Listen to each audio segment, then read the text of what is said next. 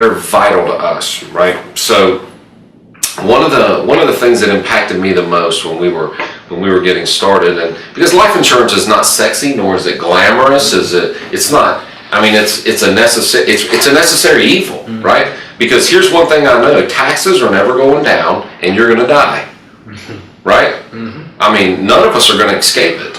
We can't get out alive. Can't get out alive. I don't know where I heard that.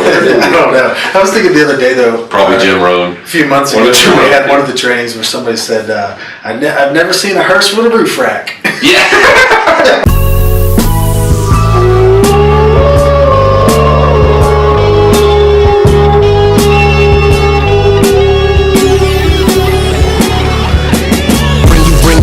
Is our vow and our philosophy. The sales wolves hustle hard, it's our policy. We create economies, crushing anomalies. Came in this world to dominate with no apologies. Gotta get it till the day that we cease to breathe. Sales wolves got the tools that you know you need. Real lessons, confessions of what it really means to go from nothing to something and everything between. Married to the game and we took vows. Gonna get it poppin', yeah, when you hear them wolves howl. When you hear them wolves howl, yeah, when you hear them wolves howl.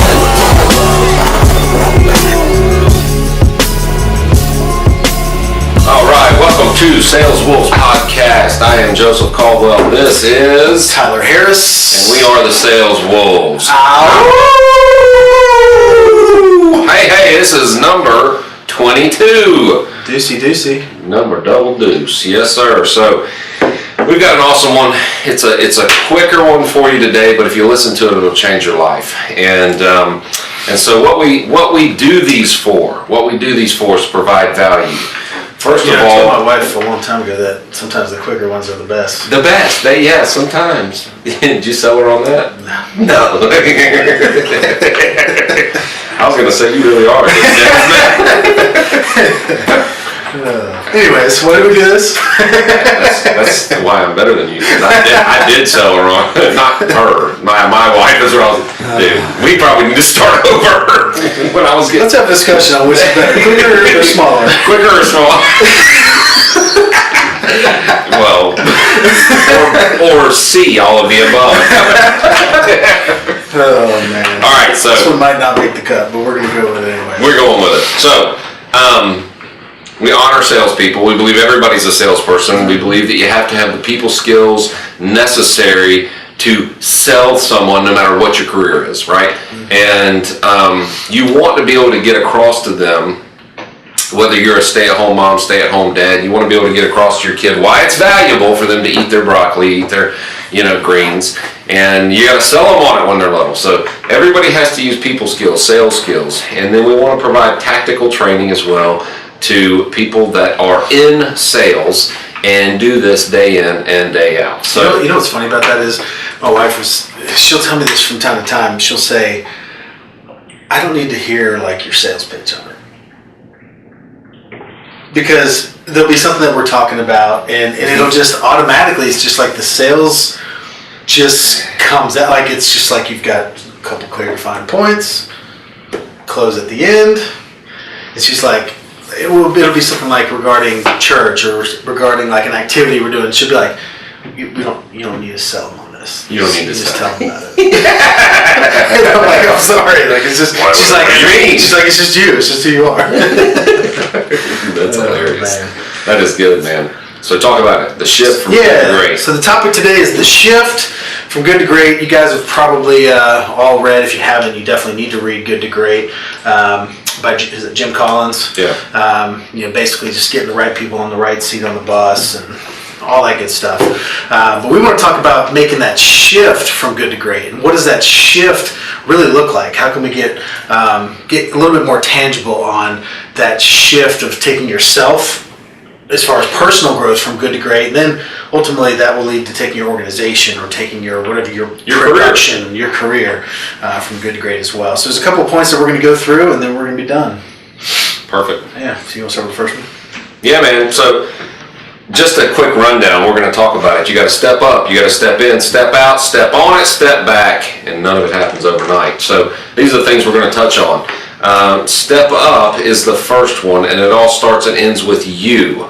And one of my favorite things that I tell myself when I'm frustrated with my surroundings, or when I'm frustrated with a situation I'm in, is, Joseph, none of this changes until you do.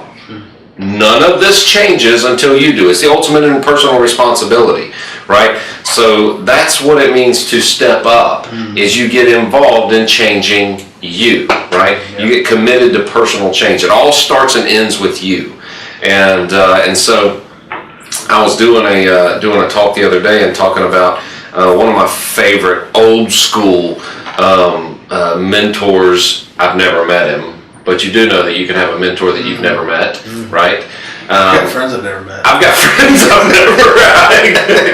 Dude, I'm like really, really close to some people that do podcasts. Like I'm super close to them. They've never heard my name. Oh yeah. Like I know them intimately. Sure. I stalk them. But nothing changes until you do. And it was funny. Jim Rohn, I don't know if you've listened to him much, but love Jim Rohn. He was talking about how, you know, if you don't change, it really doesn't matter what's going on around you. He's like, hey, if the Democrats are in office, what's going to change for you? Not much. Not much, right? If the Republicans are in office, what's going to change for you personally? Not much. If your family's positive or negative or hates you or likes you, you got a lot of friends or little friends, what's going to change for you? Not much. Not much. Nothing changes until you do. And so that's one of my favorite ones, is to start with you. There were a couple of his CDs or whatever they were. They were probably actually tape series when I first heard them, that I like had almost all of it memorized. When Jim Rohn, when he would talk about don't wish it were easier, wish it were better. And, you know, all that. I mean, his stuff is just solid gold. So one of the things I wanted to mention when we talk about stepping up, and I get these questions a lot of times in my inbox on Facebook, and they'll say, you know, what changed? What changed? What was the turning point?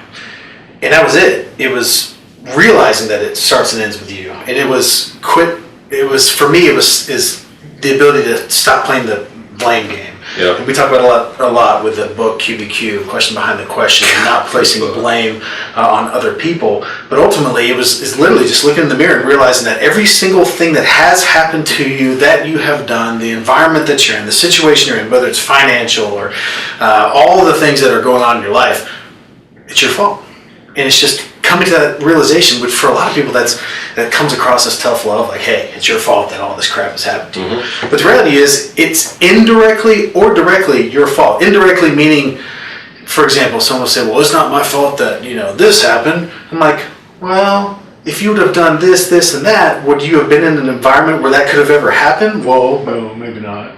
So it's either indirectly or directly your fault, every single thing. But the encouragement in that is that if you got yourself into that mess or whatever situation, that you can get yourself out of it. Yeah. And that's the power. That really is, once you get to that place, that's really, you know, they talk about rock bottom. It's not like rock bottom, but that's like the foundation of what you can finally build on when you take personal responsibility. That really is ultimately taking personal responsibility. What you're saying is true. Now somebody's going to listen to this and they're going to go, well, this legit happened to me when I was a kid. It's not my fault.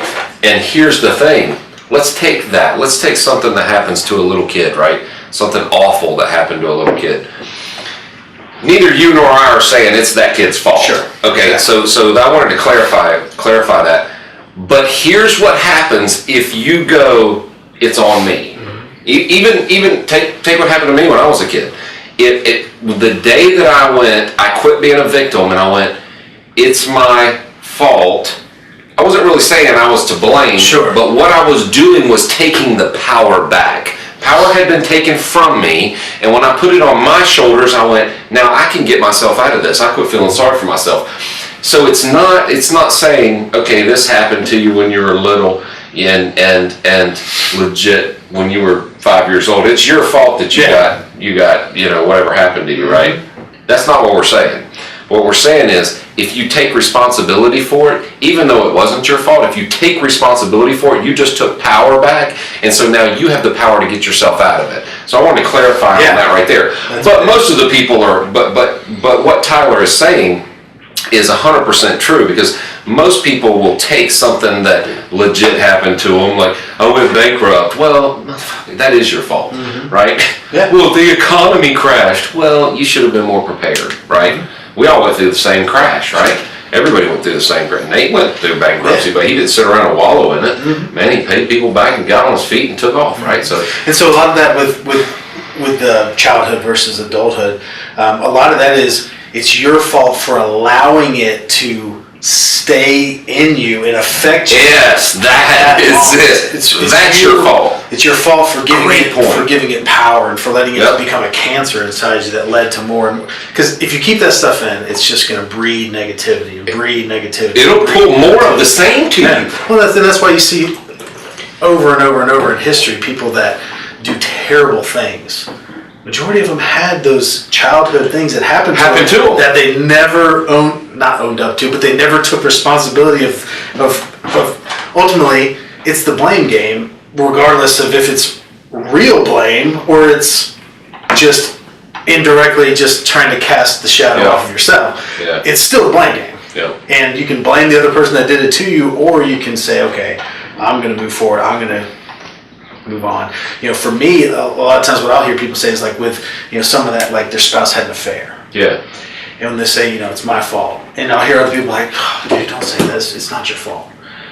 But I always come back and say, if you were the absolute best husband in the entire world, like without a doubt, like you were creating an environment that was just so incredible, would it have happened? Maybe, maybe not. I would say probably less chance. Yeah. So there's just a lot of those situations True. where people can get tied up and say, well, they're saying this is my fault. And it is. It is. Own it. Take responsibility for it and get yourself out of it, period. That's what we're saying. Yeah. So as we move on to this next step, the important thing to know in all of these is that taking action in order to transfer from good to great, it's all going to be simple things that are easy to do. But the problem is that they're even easier not to do. And that's really the basis of all of this. Like, it's easy stuff to do. Like, it's simple things that you put into practice, Dude, but you it's just easier pulled that not out to of do Jim it. Rohn. Jim Rohn did that too. Yeah. That was from him. Like he goes, being successful's easy. You can hear it in his voice, right? Yeah. And then he's like, but also doing the things that to make you unsuccessful, they're easy too.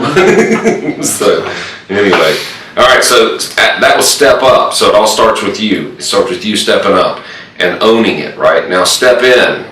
What do you think about this one? Step in. That's when you got to just get down in it. Get down in it. Get dirty. So stepping in, there's a lot of stuff we can go over on this one, but I think from a sales perspective, since this is technically a sales podcast, we can talk about really identifying the key factors of your sales process and knowing that, like, number one, your customer is the most important. Out of your entire process, focusing on the customer, focusing on the value that you provide is going to be your basis of going from good to great. We were at an event last week and Tony Robbins talked about fall in love with your customer, don't fall in love with your product or service. Right. There's so many people that start a business or they get involved in a career and they try to fall in love with the service or product that they're providing, and that's great. I mean, that's better than hating it, but you really need to fall in love with the person you're providing the product or service to, because it's a paradigm shift and it changes everything. Because when you start putting yourself in the It's an X factor. shoes, yeah, exactly, yeah. They feel it. So if you start putting yourself in their shoes, you can reverse engineer what they want, and then it affects you and how you and what you say and how you say it. The little things, and again, it's the little things. It affects the that make you go frequency. I mean, we could great. get into some physics type stuff, but it affects you. It affects everything, how you're heard. And that's ultimately, we were just talking about before we started this podcast, has been probably I would say the number one key to the success that you've created in our system within our business is that focus on the customer. Sure. And trying to wrap your head and just understand fully how that person thinks, how they make decisions, Mm-hmm. how their environment that they're in on a daily basis is affecting every single situation when you're in there trying to sell. It's so important to have a kind of customer first focus. All right, and one of the things about stepping in it and getting down in it and putting the customer first and establishing value. I was thinking about this the other day, because I heard somebody say this, it was so funny. And I was cackling to myself when they said it. They were like, man, if I could only find some more time, I'd be able to make some more money, I'd be able to do this, and this. And I just laughed to myself. I was like, damn, if you figure that out. Because when the gong strikes 12, I mean, people are going to think you're crazy if you're looking around like, where's a little bit more time? Like there's 24 hours, right? We all got the same 24 hours. If you're wasting some of it, then you can transition and not waste some of it. But once you're utilizing it, the only thing that you can do and the only thing that can increase you is to increase your value, right? Once you're utilizing your time, you have to increase your value. And so that leads us into the rest of these points, but the next one is stepping out, and it's talking about leading with stories. Man, that's a big one. It's huge. It's huge. So one of the things that Tyler was talking about our system, and I'll tell a story with our system. You can tell a story. I'm going to tell stories. I was wondering if anybody would catch that. Tyler's smart. He's a quick one. Professionally we do life insurance, and we do this for fire, police, EMS across the country. We love those people. They're the backbone of this country. They are our standing military. They protect our persons and our stuff, and so they're vital to us, right? So one of the things that impacted me the most when we were getting started, and because life insurance is not sexy nor is it glamorous, it's not. I mean, it's a necessary evil, right? Because here's one thing I know: taxes are never going down, and you're going to die, right? I mean, none of us are going to escape it. We can't get out alive. Can't get out alive. I don't know where I heard that. I don't know. I was thinking the other day though. Probably Jim Rohn. A few months ago, we had one of the trainings where somebody said, "I've never seen a hearse with a roof rack." Yeah. Oh no, you can't take it with you. Can't take it with you. So, but one of the things that happened early on with what we were doing was we had an officer.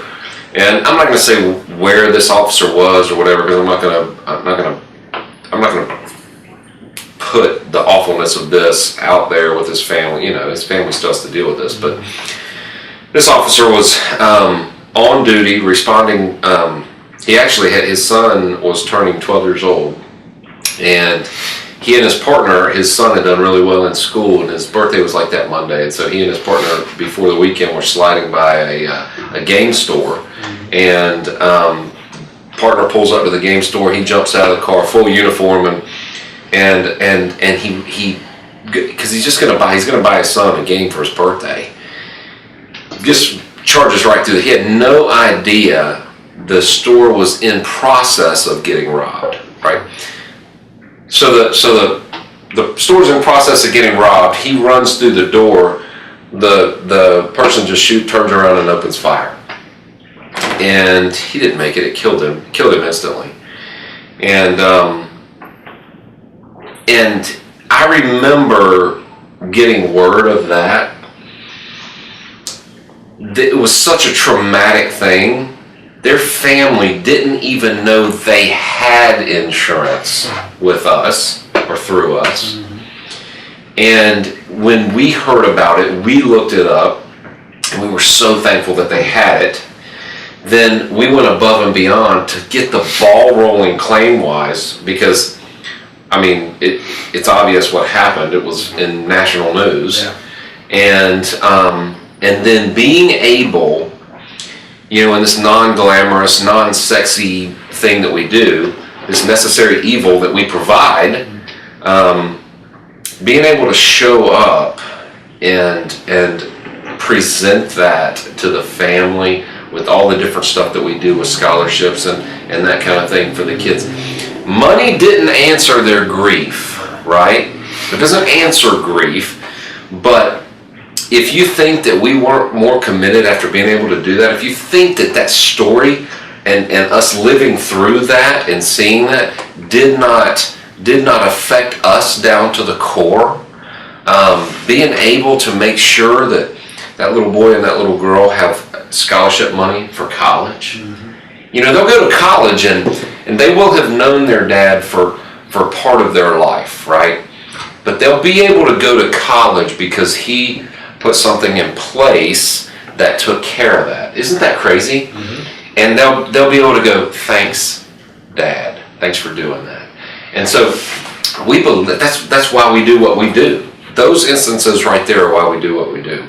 And so that as we're talking about be a storyteller with fire, with passion. If you can't hear it in my voice, then your wood's wet, right? If you can't hear that I believe what we do, then literally your wood is soaking wet. And it's not soaking wet with like gasoline or lighter fluid. Well, and I was just about to say, I mean, the whole tone of the podcast just changed as you went into a story.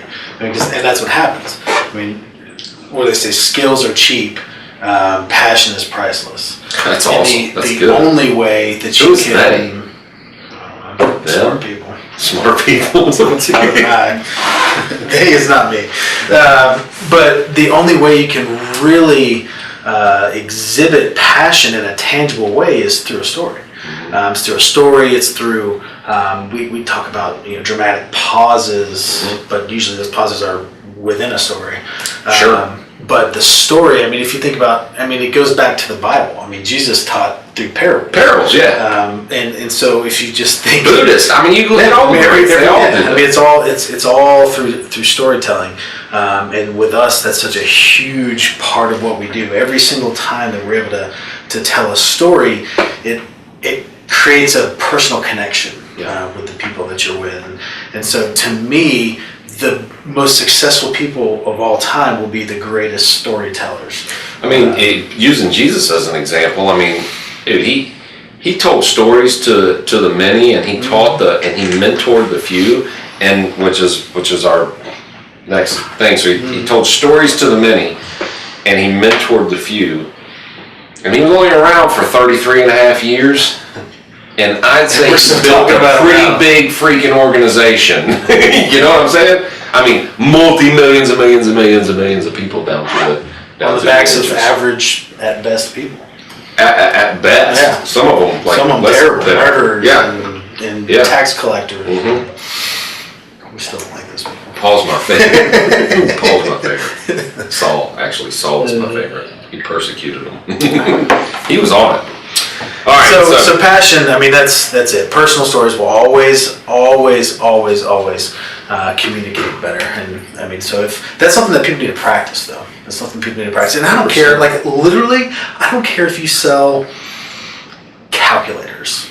Right. You need to have a story about how a calculator saved an error one time in this organization, and it was all because they had this whatever that is. I mean, you can create these stories that will close the sale. It's all about stories and connecting with another human being and being able to look them in the eyes. Sure. To be able to be in front of a group of people and to tell a story and to just lock eyes on someone, and you now have their complete attention, but you now have the entire room's attention because they feel what that person is feeling when you lock eyes. It's crazy. So that's step out, leading with stories. Step on it. Step on it. I mean, how I look at step on it is learn from the greats, right? Mentorship. And by step on it, here's what I knew. Poor boy from Black Mountain, North Carolina, didn't know any greats personally, and I needed to step on the shoulders of giants, right? And so that's what I look at as mentorship. Mentorship can be someone that's close to you that teach you that, or you can learn from them through books. Like, I'm talking about Tony Robbins. He's a mentor to Tyler now. He's a mentor to me. We go to see him, or we listen to his CDs or books, or you know what I'm saying? I mean, you plug into their information. And I'm very careful on the information I plug into. I only listen to people that are where I want to be in life in whatever I'm listening to. Seriously, if somebody writes a marriage book and they've been divorced 4 times, like I want to avoid the 4 times of divorce, so I'm probably not going to listen to them, right? It's just, you learn from them. Like Gary Vee is a huge one for both of us, but Tyler really has digested probably every word that's come out of his mouth at least 15 times, and that him doing that is what has helped him so much with social media. It has changed the course of his life. So Gary is a mentor to Tyler, and in this digital day and age, for you not to plug in to people, there's no freaking excuse. There's no excuse. You're like, well, I live in the ghetto and I don't have access to anybody here or there or whatever. You crybaby. You have access to them on your phone. You have access to them.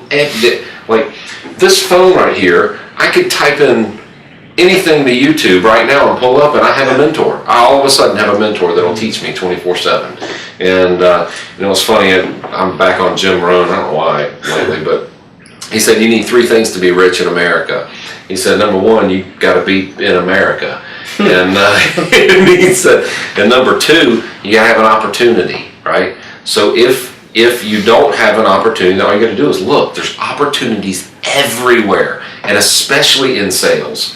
Man, good salespeople are for us, they're easy to find, but for most companies, they have a hard time finding good salespeople. We got incredible ones. And number 3, you have to have a mentor, right? You got to find that. And with the digital era, you have digital era, not anyway. I need somebody to teach me how to speak English as a first language. Anyway. So when I was in school, when I was in college, I went to Clemson University, and I had a landscaping business at the time and paid my way through school. And on the weekends, I got to where I had one major commercial customer or client, and I would have to drive about an hour and a half, and it would take me usually about 18 hours to finish this property with all the landscaping that I would have to do every week. And so every single weekend, I would sit on a lawnmower and I would weed eat and I would do all this stuff, and I would have headphones on and I would listen to my dad's tape series, like the old cassette tape series. They were usually like this big by this big, and you have to open them up, and there was like 24 tapes. There would always be like mixed matched and not in order. My dad, he was like with Nightingale Conan, he had thousands. Like, to say that he had thousands, it's not an exaggeration. Like, he was on there like little secret squirrel. I mean, he has a room in his house that's just like bookshelf after bookshelf after bookshelf of just tape series. Yeah. And so I would always take a new one and listen to it. And so every single weekend, I would have like 18 hours of time where that's all I listened to was all this stuff, like old, like the Earl Nightingale, dude, he's incredible. Every single Zig Ziglar, every single Brian Tracy, every single Robert Kiyosaki, every single even people like Harvey McKay. Oh yeah. And I can still remember sitting on the lawnmower listening to Harvey McKay talk about this Rolodex system for selling envelopes. and at this point, we were not that much further, but we were still further beyond Rolodex. But I can still remember his voice and all these different I can remember specific stories. And I tell people all the time that I learned more on a lawnmower in 4 years of college than I ever did in a classroom. Oh yeah. And it was because all this stuff was sometimes subconsciously, but sometimes the majority of the time, paying close attention and just absorbing this stuff hour after hour. And my exact type of scenario was I was in the Amway business, and they taught me to listen to tons of tapes and read tons of books, and that I'm thankful to that experience because of that right there. Because all the ones you listed, I've listened to thousands of hours of that, and it's how you go from good to great. You have mentors in your life. So, what are some of the other ones that you listen to nowadays? Andy Frisella. I love Andy Frisella's stuff, man. Yeah. I love his.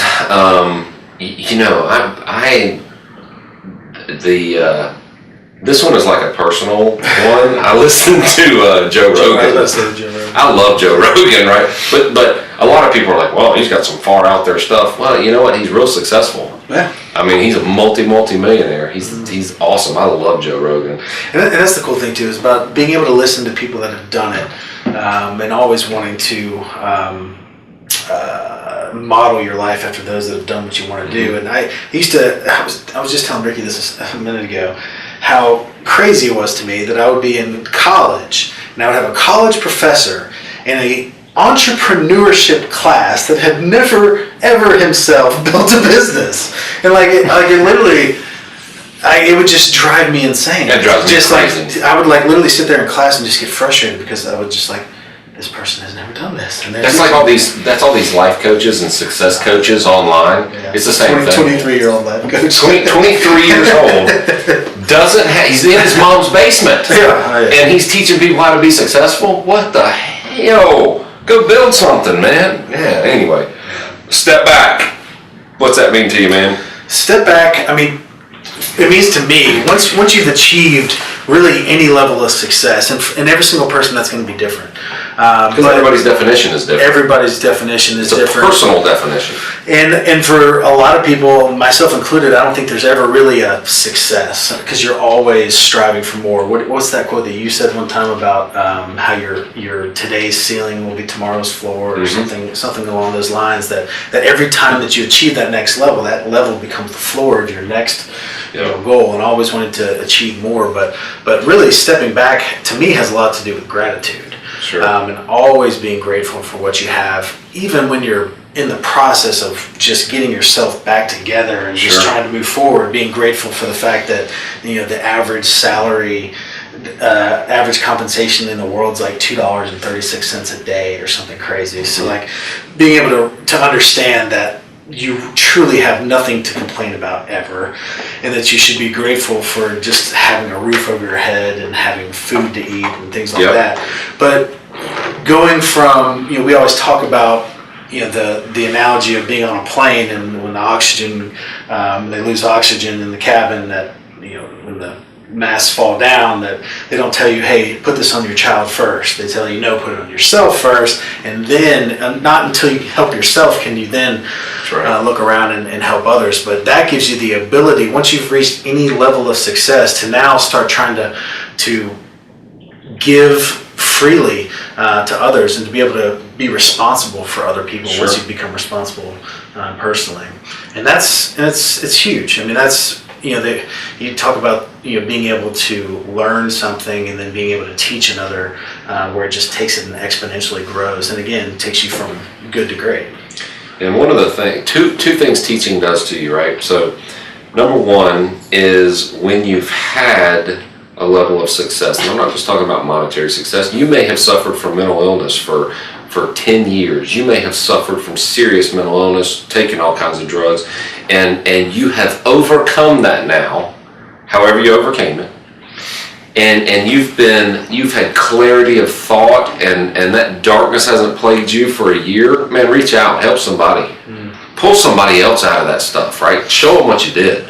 That's success to you, right? So no matter what you've had, so when you reach back and you're teaching somebody, it is a measure of gratitude to do that, right? And it does a couple things for you. Number one, it's your way to give back. It's your way to prove your gratitude, okay? And number two, teaching someone else is the number one way for you to reiterate the lessons you've learned and to never fall back into what your unsuccessful habits. So when I do something and I've got 1, 2, 3, I learned 1, 2, and 3, and this got me success, and I turn around and I'm grateful for it, and I show my gratitude by teaching Tyler 1, 2, and 3, what it does is it ingrains 1, 2, and 3 in my head, and when it ingrains it in my head, I don't ever go back to 0. Does that make sense? It reiterates the lesson in me, and I learn it 10 times better, if that makes sense. It's like it makes the 1, 2, 3 unconscious. Like it makes it to where it's now unconscious for you to do without even thinking. That's right. And so what it did when I taught him the 1, 2, 3, and it ingrained it in me, was it increased my value, period. So teaching others increases your value. It's an X factor. It is an X factor. And there's a huge difference between being required and doing it on your own effort. Yeah. Because there's a lot of times, especially in sales, it's a natural progression to be a salesperson and then to become a sales manager. And there's a whole other discussion we could have about how just because someone's a good salesperson does not mean they have any business being in the business of managing others. But that's what happens a lot of times, is they become a sales manager and then they become forced to go and train others to do what they have done. Yep. There's a big difference between that and to be on your own presumption to go out and to seek other people that you can Like what we're doing. teach and train. Yeah, exactly. And I can tell you that a big thing with this is that when you do that at first, when you try to, when you achieve some level of success, when you achieve some level of learning that you want to then pass it on to other people, you will feel like a fraud in the beginning. And I want to make sure that people understand that that is normal,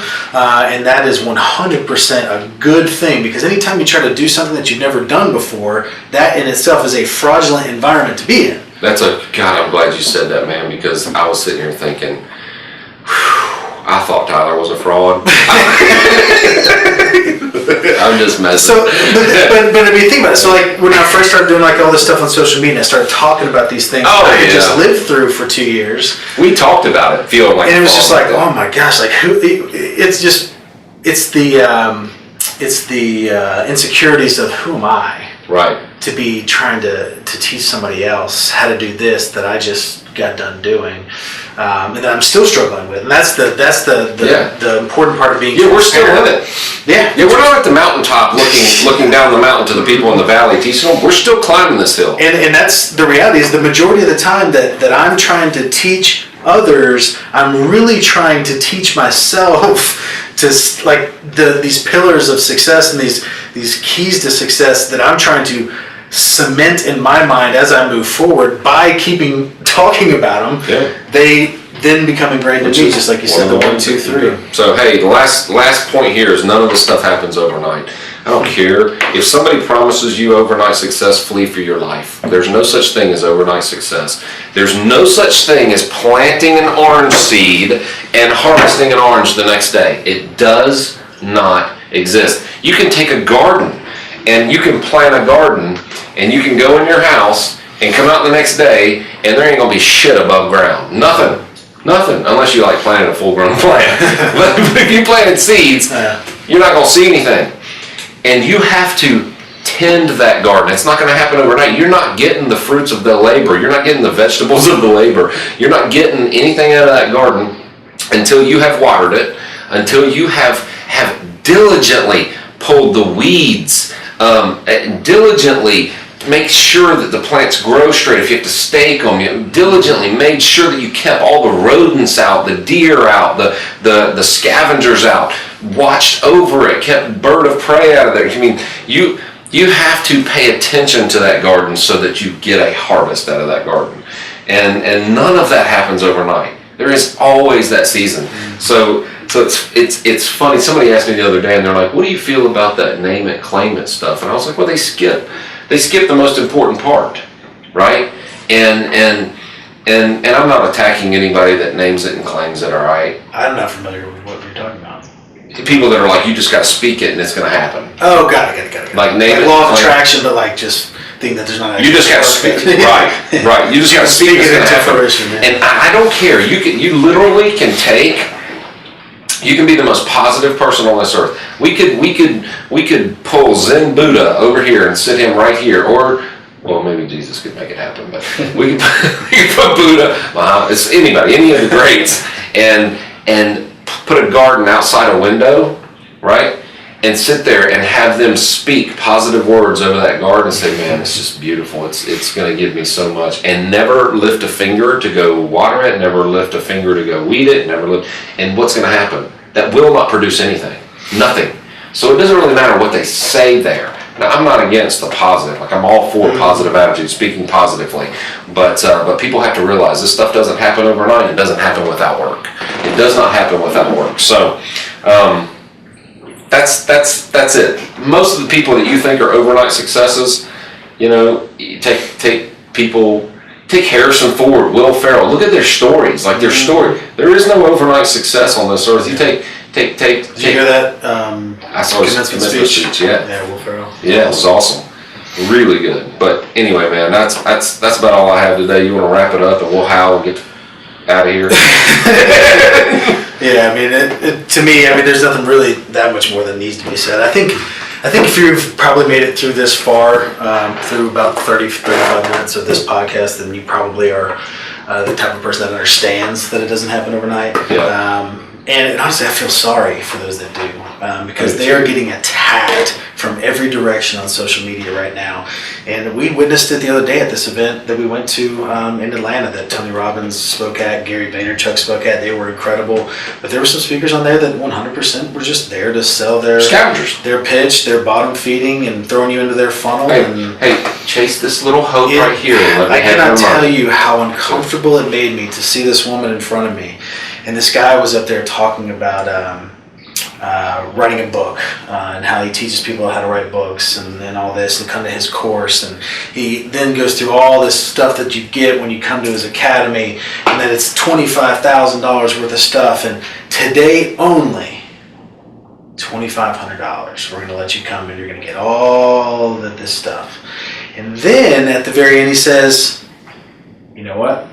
We're going to let everybody here come for free. And like, literally, like, I was just like, what? And then about 2 minutes later, he says, but you're going to get this, this, and this, and we have people that provide this, and we have to print this stuff. So you're going to have to pay the $298. I can't even remember what he called. What did he call it, Jason? He called Administrative fee. Administrative fee or something in order to do it. $298. Get out your credit card now and fill out the tear-out form in the brochure. But what he also knows is that when people get there, that if you ultimately decide that you want to write a book, you're going to pay them $25,000 to write a book. Yeah. When publishers pay you to write books.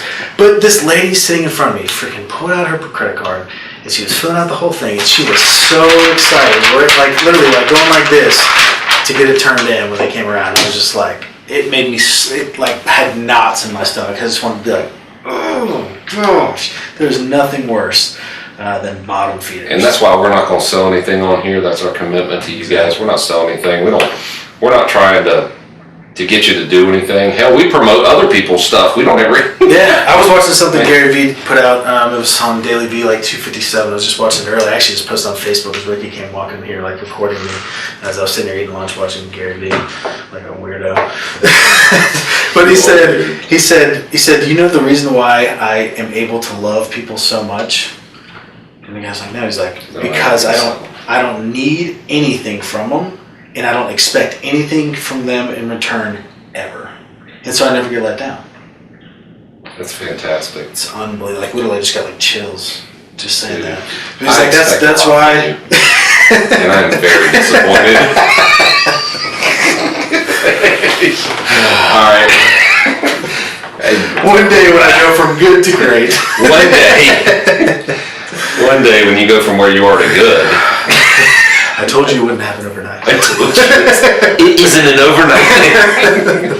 All right, we love y'all. So step up, step in, step out, step on it, Step back. and none of it happens overnight. That's a lot of stuff None to of it. step on and step in and step out. It's Yeah. not going to take. It's going to take a little while. So I think I just stepped. I'm not sure. and with that, we're going to step on out. We're going to step out. So All guys, right. that was episode 22 of the Sales Wolves podcast. We will be coming at you next Wednesday, because now we are doing Sales Wolves Wednesdays. Sales Wolves Wednesday. We're going to have some content that'll come out around that. But the podcasts are going to be coming out on Wednesdays now. Friday's a terrible day to release a podcast, we realized. We learned that. Yeah, so Sales Wolves Wednesdays is where it's going to be at here from moving forward. We got a lot of cool stuff that we're going to bring out. We've got lots of guests coming on too. Great ones.